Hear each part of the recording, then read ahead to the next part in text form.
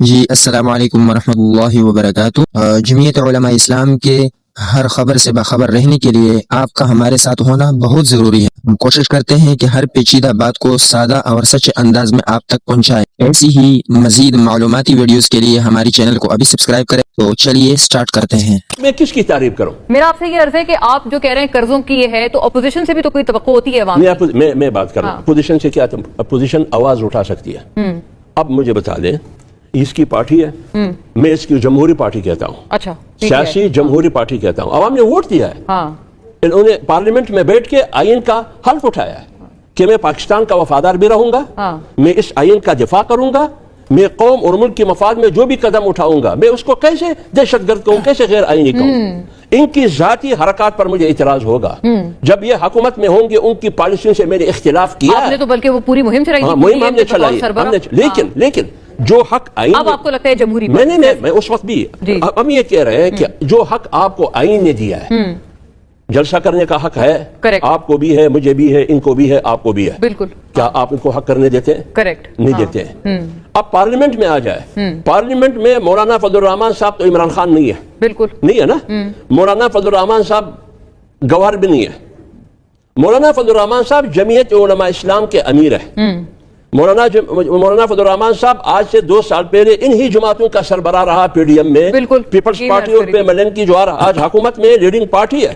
جب مولانا صاحب قومی اسمبلی میں سپیچ کر رہا ہے تو آپ نے اس سپیچ کو کیوں بلیک آؤٹ کیا؟ پوچھ لیتے ہیں، رائٹ۔ تو جب صورتحال یہ ہو تو میری آواز قوم تک کیسے پہنچے گی اور عوام کی آواز میں کہاں تک پہنچا دوں جب میری آواز پر انہوں نے ہاتھ لگایا اور خاموش کیا ہے؟ لہذا خلاصہ یہ کہ اس ملک میں کوئی حکومت نہیں ہے۔ یہ لوگ ہیں اشتعال انگیز، یا مطلب یہ جو گورنمنٹ کہتے ہیں ان پہ بہت بڑی چارج شیٹ ہے کہ یہ اشتعال انگیز ہیں، یہ سب کرتے ہیں یہ آپ کو لگتا ہے کہ آرام سے حکومت ان کے اوپر ایسی؟ میں عرض کر لوں، ایک ہے نوجوان طبقہ، لیکن جو سنجیدہ لوگ ہیں، پارلیمنٹرین لوگ ہیں، وہ تو لڑائی پہ نہیں اترے ہیں۔ مثلا میں مثال دیتا ہوں، جب وہ نامینیشن فارم ہاتھ میں لے کے ڈی آر او اور آر او کے پاس جاتے تھے، وہاں ان لوگوں کے پاس بندوقیں تھی یا پتھر؟ کچھ بھی نہیں تھا، تو کیوں اٹھایا جاتا تھا؟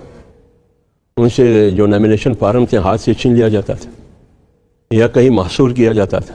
یعنی بہت سی ایسی مثالیں ہیں۔ میں نہیں کہہ رہا ہوں، آپ جا کے عام آدمی سے پوچھئے کہ اس ملک میں حکومت کس کی ہے اور یہ جو کچھ ہو رہا ہے کیا یہ واقعی قانون کے مطابق یا انتقامی سیاست؟ جب عمران خان کی حکومت تھی اس وقت بھی میاں نواز شریف صاحب کے ساتھ جو کچھ ہو رہا تھا، میاں شہباز شریف صاحب کے ساتھ جو کچھ ہو رہا تھا، مریم نواز شریف صاحبہ کے ساتھ جو کچھ ہو رہا تھا، ان کی دوسری لیڈرشپ رانا ثناء اللہ، سب سے آگے جمعیت علماء اسلام تھی ان کی پروٹیکشن کے لیے۔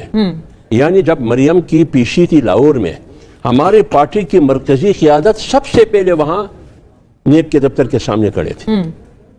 اس وقت ہم یہ غلط سمجھتے تھے کہ بھائی آپ یہ انتقامی سیاست کرتے ہیں، آپ اینٹی کرپشن کو، نیب کو غلط استعمال کرتے ہیں، کل آپ کی باری آئے گی۔ آج اگر ان کے ساتھ ہو رہا ہے اور وہ پارٹی کر رہی ہے جو کل اس پر اعتراض کر رہی تھی، آج وہی کچھ وہ پارٹی کر رہی تھی، تو یہ بھی غلط ہے، اس کو بھی ہم غلط کہتے ہیں۔